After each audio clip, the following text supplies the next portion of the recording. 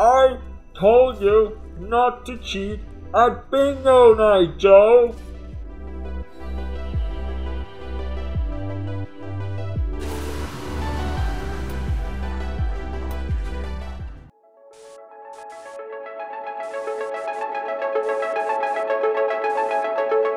Hello there, ladies and gentlemen, this is Odin, and in today's video we're going to play Dark Souls 3 once again. A challenge run, to be more precise, Logan's build. Not this Logan, this Logan.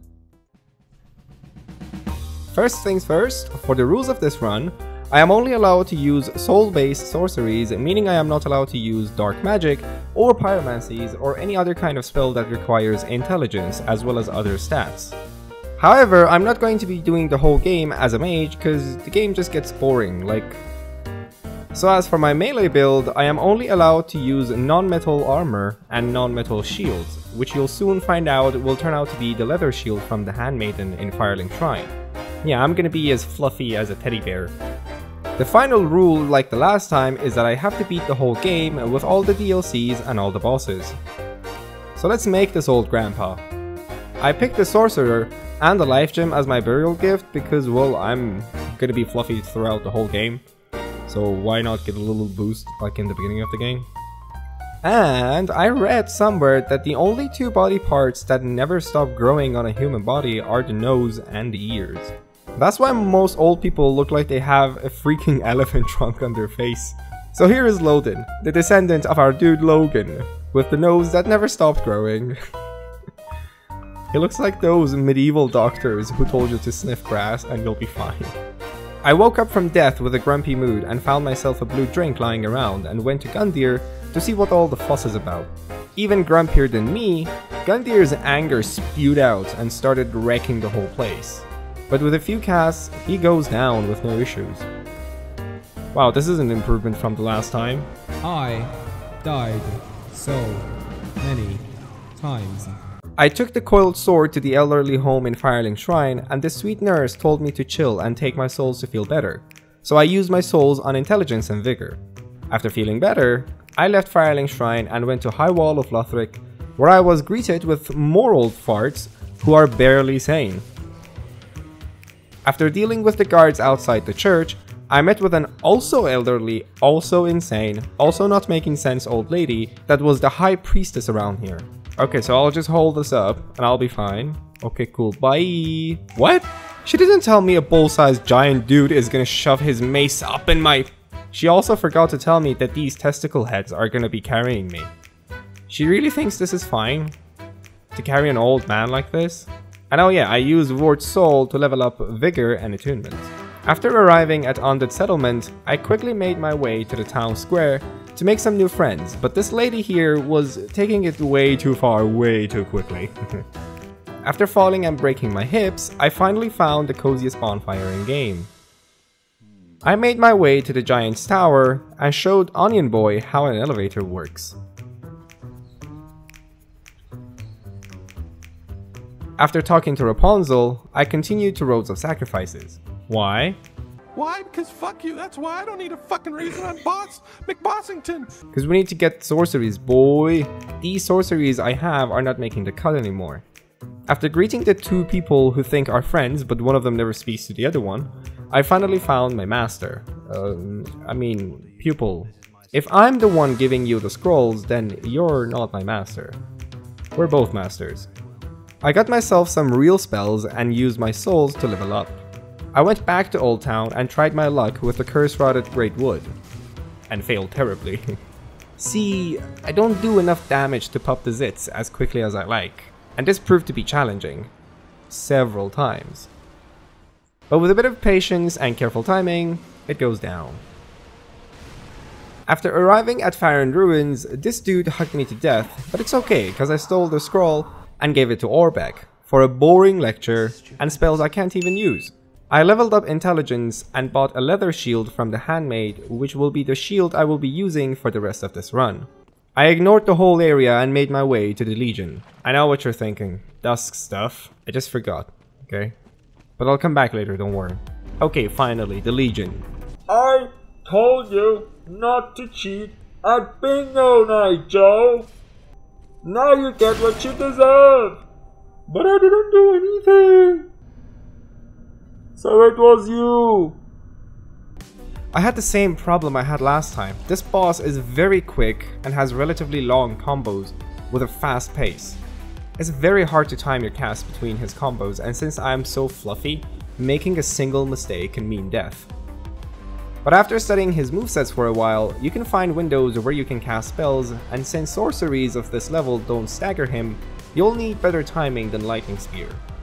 Anyways, I dealt with the loud kids playing on the street and resisted my fate even more. Instead of going to the Catacombs, I proceeded towards Cathedral of the Deep. But before that, more vigor and more endurance. On the way, I met an imposter who was trying to pretend he's me. I'm not gonna lie, he was so resistant to magic that I had to use my knife for the whole fight. But hey, with a bit of slashing and stabbing, the Crystal Sage goes down first try. I used his soul to make the Crystal Rapier, which is going to be the main melee weapon from here on out. The good thing about the Rapier is that it also scales with intelligence, so it's the perfect weapon for this run. But the problem is, I don't have the stats required to wield it yet. I'm not going to invest much into melee stats for this run, only enough to wield the Rapier. Anyways, at the Cleansing Chapel, I just ignored Gale's rumbling and quickly entered the cathedral. For the first time ever, I was able to kill the giant before it turns me into potato salad. I ran into the communion hall, and oh, they're resistant to magic. And a lot resistant, not like a little resistant. The melee weapon I can use now is called Mail Breaker. Like, what do you expect? This seems to be the theme of this run. The more stupid, gimmicky the bosses are, the harder than the really chunky ones they are. But with persistence and hard work, I overcome my false beliefs and spent my souls on dexterity. Now we can use the rapier. I also reinforced it to +2 just for the good measure. It was finally time to overcome my fears. It was finally time to overcome my fears and meet with the Skelly Boys at the Catacombs of Carthus. The Skelly Boys are pretty weak to magic, so there was no problem going through the Catacombs. But oh man, yet another gimmick fight. High Lord Wolnir. You need to hit the braces, and if you can't make it in time, he's gonna trap you with the wall behind you and kill you with death gas. Yet again, we cannot use our sorceries, and I have to break the braces with my sewing needle. Come here, you! Yeah, you beat me at being old, good for you. I then made my way to the Irithyll of the Boreal Valley, and realized that these knights are also weak to magic. But the problem is that everything here does a stupid amount of damage, and if I'm not quick enough in killing them, and if they gank my ass, I'm dead for sure. You see why I hate this place? I'm not ready to face Anor Londo just yet, so instead I went down to Irithyll Dungeons, where these sweet ladies gazed upon me and my heart just melted. Also, they put old people into bird cages here, which made me very uncomfortable. So I escaped to the profane capital. I went back to Firelink Shrine to level up intelligence because the next spell we're going to be getting requires 32 intelligence to cast. I'm talking about Soul Spear, baby! In the lower profane capital, I met with this dude who thought because he has my staff, he's actually me. By the way, he has an interesting build. He's a mix of strength and intel build. I might try that later. Anyways, I got my scroll and staff back, and then went back to Orpek to learn the sorceries. To test the damage of my spells before Yorm, I went back to deal with some demons, and what do you know? My Alzheimer ass forgot to even attune it for the Stony Demon. But hey, easy breezy even without the spear. I made sure I have the correct spells attuned, and after a few test shots to see the cast time, I went after the second Fire Boy. I don't know if I'm over leveled for this boss or if he's just too weak to magic, but this boy goes down with only a few casts of the Soul Spear. You can't believe how long it took me to get Yorn this time. I think all the hardship I went through is paying off and I'm becoming unstoppable. He's super weak to magic damage to his head, and with the amount of damage I deal with every cast, he goes down in only a couple of minutes.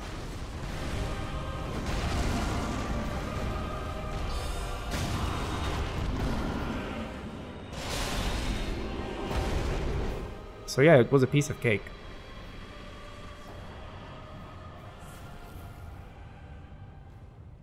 I then returned to my caretaker and used my souls to level up Attunement.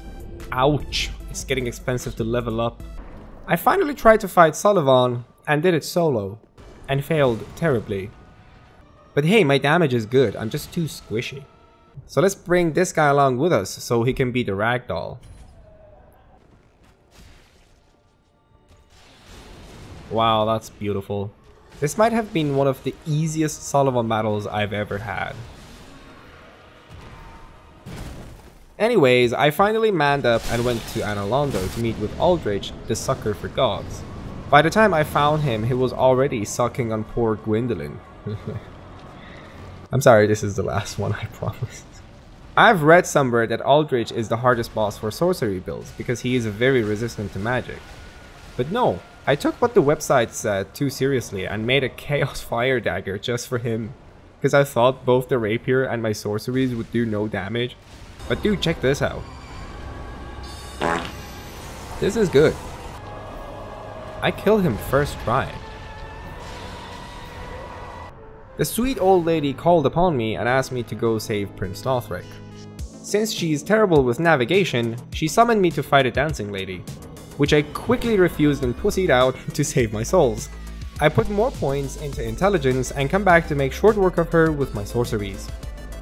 This unlocks the path to Lur Castle, which holds the most important sorcery item I need for this run. The Crystal Scroll, held by the second imposter, who is the first imposter's brother. But first, we need to deal with the hollow armor that is somehow moving. I never got it. Is it that he was called armor because he had a ton of armor, or it is just an empty armor that moves? Either way, time the dodging right and there's plenty of room for you to make your casts.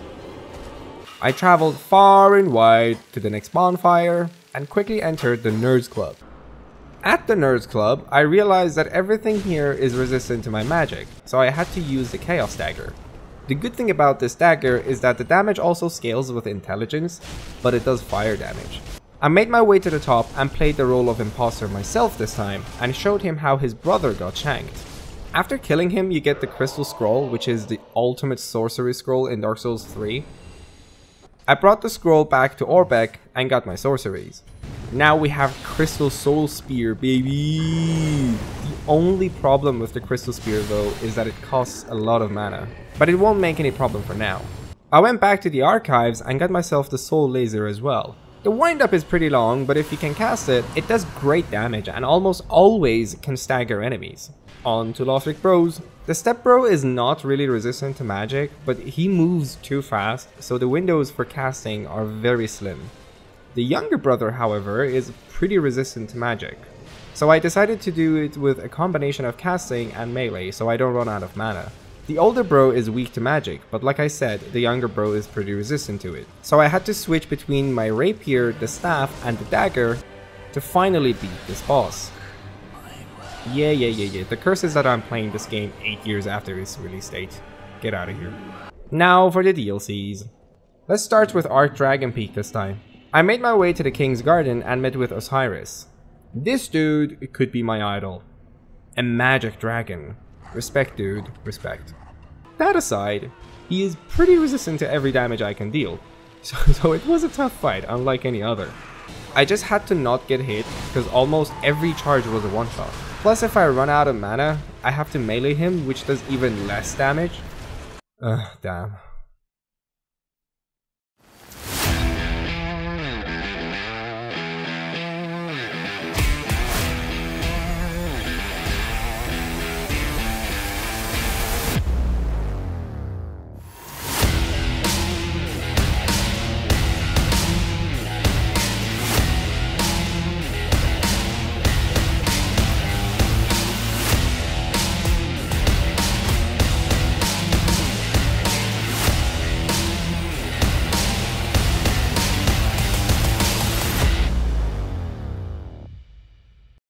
Okay, finally. I got the pose and jumped into the Abyss-stricken Firelink Shrine to say hi to Gander 2.0. Oh hey, we get to have a summon for it? Nice. It's almost easier than the first time. I have someone to distract him. Oh, he died. Easy peasy, boy. I got myself a coiled sword fragment so I can pussy out for free, then use it to put my souls into vigor and endurance, and went back to the dungeon to pose. Dude, this place is a joke. This is gonna be a walk in the park. Like, not even the big guy himself was hard. I was just a little out of sync with his attacks at first, and he got me a few times. But he goes down with ease on the second try. This is underwhelming to his status, dude. I was expecting more. But let's go. I asked Gale about Ariandel Nursing Home, and he gave me the directions on a piece of paper. I followed it and ended up with this lady who said they are not accepting any more residents. So I set fire to the whole place and killed his dad. Later, when she was engulfed by the flame of fury, I explained how a staff should be. I'm in dad joke territory now. Bear with me. Oh fuck. I then talked with a hag who thought I was interested in her, which I wasn't. Ew. And jumped into a hole almost the size of my old man's ass. Oh my god, the twin demon princes. I don't know if you noticed or not, but in the last video I skipped this boss altogether because it took 2 days to beat them, and this time around was no different. I needed a lot of mana and a lot of damage, so for the only time in this run, Logan has to take his hat off and wear this. I had forgotten how silly he looks without the hat. In order to get enough damage, I had to reload my Estus to only 5, so I had enough FP to fight them. It worked though. They are pretty weak to magic. The problem is the huge health bar they have, which is now manageable. After numerous attempts and learning all their moves, I finally beat the demon in pain. Same dude, same. I'm also in great pain, which only now that I am editing this video have realized that I was the one in pain all this time. Especially in my joints. I took the elderly transport to the Ring City and speedrun my way to the Spears of the Church. The Pestilent mist I have is pretty useful for this boss since he dodges everything else I cast. The real problem were the Painting Guardians. So much so that it feels like she is the main boss and the spear is just a side character that's helping her. She's quick, does a lot of damage, and has a huge health bar for just a single mob, and also heals the spear. Deal with them and you've got this guy right in the palm of your hand. Ever heard of Sleeping Beauty? Yeah, instead of kissing her, I just touched her, and the sheer power of my old age made her into a skeleton. Ah, this finally feels like home. A land filled with old people. But there can only be one eldest, so we have to do a championship with Gale. Surprisingly, his first phase was harder for me than the second phase, I don't know why. Maybe because the attacks are more telegraphed? It took me a long time because there's only a small window where you can safely cast your spells, but the first time I got him to the second phase, I sealed the deal. Yeah, this Gale won't be chirping anymore, ladies and gentlemen.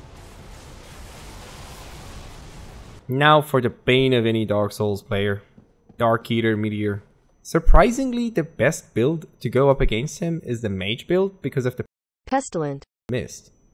It does damage based on max HP, and since he has a huge health bar, the damage is great. You just need to not get hit and keep him in the mist, which is easier said than done, but be patient and Meteor goes down easier than ever. Before ending the game, there is some cleaning up to do. I still haven't beaten Papa Demon. Since the prince were so weak to magic, I suppose he's also gonna be weak to magic. Dude, I almost killed him before she even entered the arena. Yeah, it's confirmed, he's very weak to magic. I asked the Firekeeper to pour some ash and flame onto my head, and dude, this cutscene looks so stupid with this hat, you can see anything. Finally, Logan comes to the end of his journey and fights the Soul of Cinder. With the knowledge of great sorcerers, the Pale Dragon, and the great Big Hat Logan himself, he faces the ultimate challenge.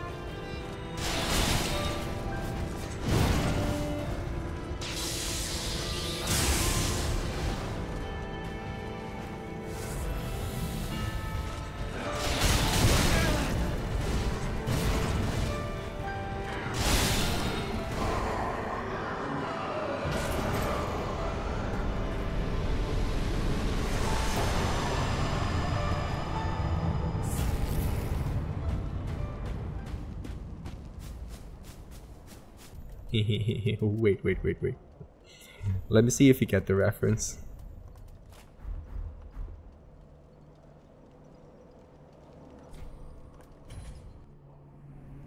So yeah, Logan could easily beat the whole game if he didn't get stuck in a library.